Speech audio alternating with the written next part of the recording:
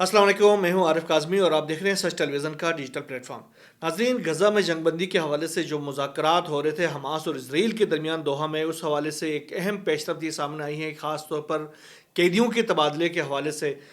अब अमेरिका बराह रास्त इन मुज़ाकरात में शामिल हो गया और अमेरिका के मुज़ाकरात में शामिल होने के बाद इसराइल ज़रा बैक फुट पे चला गया है और मुज़ाकरात जो हो रहे हैं वो हमास और अमेरिका के दरमियान बराह रास्त हो रहे हैं। इसकी वजह यह है कि ख़ासतौर पर अमेरिका की जो ट्रंप इंतज़ामिया है, उसने जो अमरीकी शहरियत रखने वाले जो यरगमाली हैं, जो कि हमास के कैद में हैं, उनकी रिहाई के हवाले से ये फ़ैसला किया है कि हमास के साथ बराह रास्त मुज़ाकरात किए जाएँ। इस हवाले से दोहा के अंदर तकरीबन 2 से 3 दफ़ा 4 दफ़ा ये मुज़ाकरात बराह रास्त हो चुके हैं, जिनमें इन कैदियों की रिहाई के हवाले से प्रोस एंड कॉन्स के ऊपर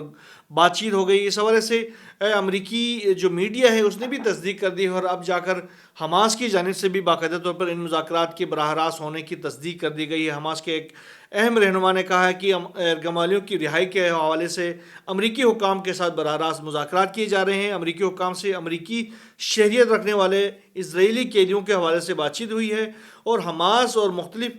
अमरीकी मवासलाती चैनल्स के दरमियान मुतअद्दिद बार वो कह रहे हैं कि बातचीत हुई है और हालिया दिनों में दोहा में हमास और अमरीकी हुकाम के दरमियान 2 दफ़ा बराह रास्त मुज़ाकरात हुए हैं, मुलाकातें हुई हैं। ये बड़ी अहम किस्म की डेवलपमेंट है, जिसमें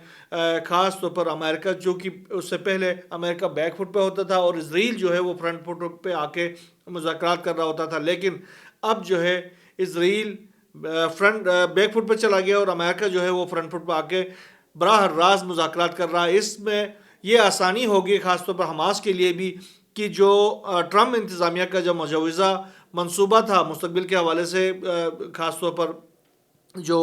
गज़ा के हवाले से, उसके हवाले से इन मुज़ाकरात पे उस पर भी बातचीत हो रही है, जहाँ अमरीकी कैदियों की रिहाई के हवाले से हो रही है। दूसरी तरफ अमरीकी जो सदर हैं डोनाल्ड ट्रंप, उन्होंने एक बार फिर हमास के ऊपर उन्होंने ज़ोर देना शुरू कर दिया है कि वो फौरी तौर पर एक तो फ़लस्तीनी जो इलाका है वो छोड़ दें और दूसरा जो है वो कैदियों को रिहा कर दें। अपने सोशल मीडिया जो प्लेटफॉर्म है ट्रुथ सोशल, उस पे एक ट्वीट में अमेरिकी सदर डोनाल्ड ट्रंप ने कहा कि हमास के लिए ये गज़ा छोड़ने का वक्त है और ये आखिरी वार्निंग है। हमास गज़ा में कैद तमाम यरगमालियों को फौरी रिहा करे। यरगमालियों को रिहा नहीं किया गया तो इसकी कीमत अदा करनी पड़ेगी। गज़ा के लोगों के लिए एक खूबसूरत मुस्तकबिल इंतज़ार कर रहा है। यानी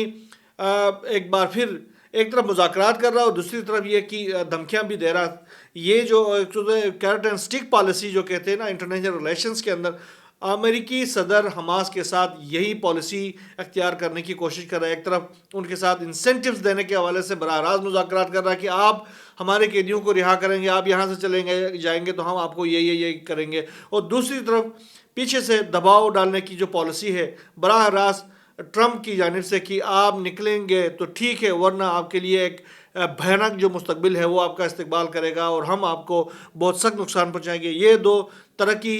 जो स्ट्रेटजीज़ के तहत अमेरिका की जानिब से हमास के ऊपर ये तमाम तर सिनारियों में दबाव डाला जा रहा है। बहरहाल हमास की जानिब से भी इस हवाले से ख़ास तौर पर अमेरिका को ये क्लियर कर दिया गया है कि दबाव के तहत कोई भी मुज़ाकरात जो है ना तो कबूल किए जाएंगे, न ही दबाव के तहत कोई भी इक़दाम किया जाएगा। उन्होंने जो गुज़िश्ता रोज़ एक वीडियो जारी की थी ख़ास तौर पर डोनाल्ड ट्रंप की जो ट्रुथ सोशल के ऊपर, जिसमें ये दिखाया गया था कि गज़ा एक बड़ा खूबसूरत सा शहर बना हुआ है, जिसमें बड़ी हाई राइज इमारतें बनी हुई, पार्क्स बने हुए हैं, उनकी गलियां बड़ी खूबसूरत हैं, वहाँ पर बार्स बने हुए हैं, नाइट क्लब्स बने हुए हैं, ट्रम्प्स के मुजस्समे बने हुए हैं, लोग जो है खुशियाँ मना रहे हैं, घूम रहे हैं, फिर रहे हैं, नारे लगा रहे हैं। और वहाँ पर जो बीच साइड है उस साइड में देखा जा रहा था कि ट्रंप और नेतन्याहू घूम रहे हैं बीच में, और साथ में एलोन मस्क को भी कुछ खाते हुए नजर दिखाया गया था। ये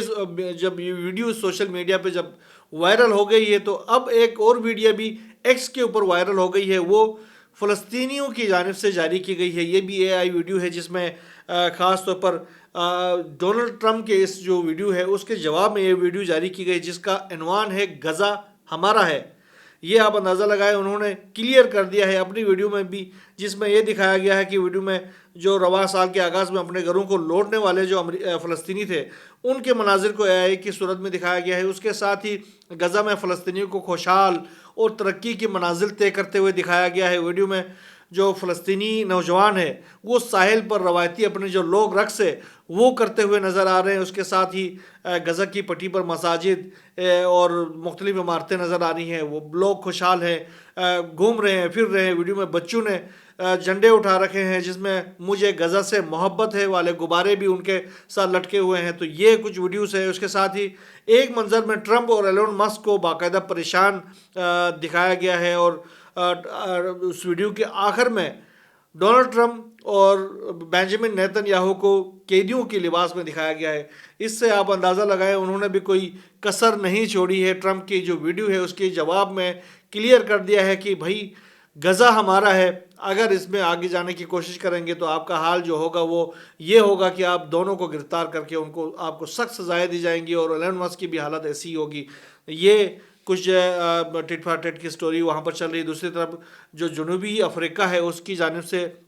چونکہ اس سے پہلے جنوبی افریقہ کی جانب سے غزہ کے اوپر جو انسانی جرائم کیے گئے ہیں اسرائیل کی جانب سے, اس کے اوپر عالمی عدالت میں بھی چلے گئے ہیں. اب انہوں نے جو امداد روکنے کی کوشش کی ہے اسرائیل کی جانب سے, اس کے حوالے سے سخت انہوں نے تنقید کی ہے, اور ساتھ ساتھ یہ بھی کہا کہ یہ جو غزہ روکنے کا اقدام ہے, یہ جو امدادی جو کاروان سے ان کو روکنے کا جو اقدام ہے وہ جنگ بندی اور جنیوا کنونشن کی خلاف ورزی ہے. اس کے ساتھ ہی انہوں نے کہا کہ اسرائیل غزہ میں بھوک کو بطور ہتھیار استعمال کر رہا ہے. جنوبی افریقہ نے مغربی کنارے میں اسرائیلی فوجی آپریشن کو فلسطینی اتھارٹی کو کمزور کرنے کا ایک ہتھ کنڈہ بھی قرار دے دیا ہے, جبکہ فرانس, برطانیہ اور جرمنی کی جانب سے بھی اسرائیل پر زور دیا گیا ہے کہ وہ غزہ میں امداد پہنچانے کے حوالے سے کیے گئے اپنے معاہدوں کی پاسداری کرے. لیکن اسرائیل جو ہے وہ ان تمام جو معاہدے ہیں ان کی پاسداری کرنے کے لیے تیار نہیں ہے. اس وقت بھی انہوں نے خاص طور پر قیدیوں کے تبادلے کے اگلے مرحلے میں جانے سے انکار کرتے ہوئے پچھلے مرحلے کو ہی توسیع دینے اور تمام قیدیوں کو رہا کرنے کی ایک ضد پکڑی ہوئی ہے. اس کے ساتھ ہی تمام تر جو امدادی سرگرمیاں تھیں وہ اس رمضان المبارک میں بند کر دی ہیں, جس کی وجہ سے غزہ کے جو لوگ ہیں ان کی مشکلات میں بہت زیادہ اضافہ ہو گیا ہے. ساتھ میں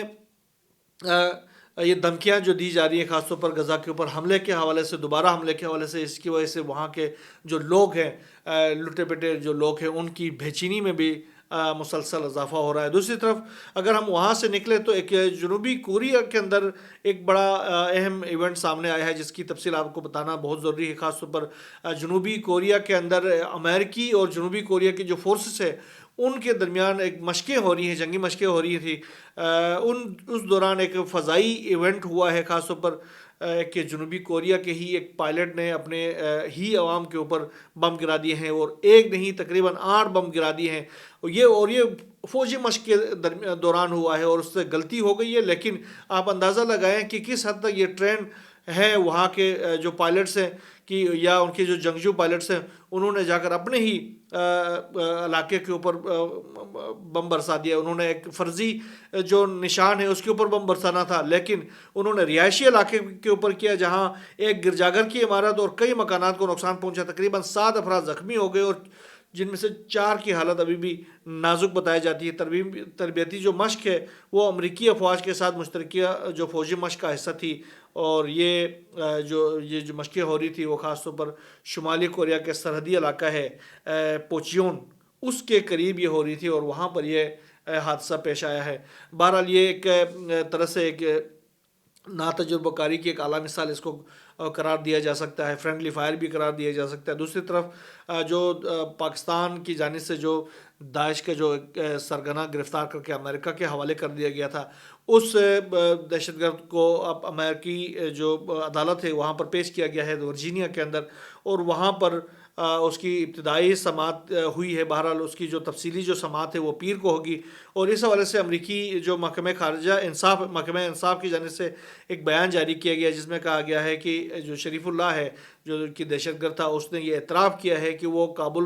ایئرپورٹ کے اوپر جو حملہ ہوا تھا اس میں وہ ملوث تھا, اور اس نے اس دہشت گرد کو بھی جس نے یہ جو کارروائی براہ راست انجام دی تھی اس کو بھی وہاں سے فرار کرانے میں اپنا کردار ادا کیا تھا. دوسری طرف اسی شریف اللہ نے مارچ 2024 میں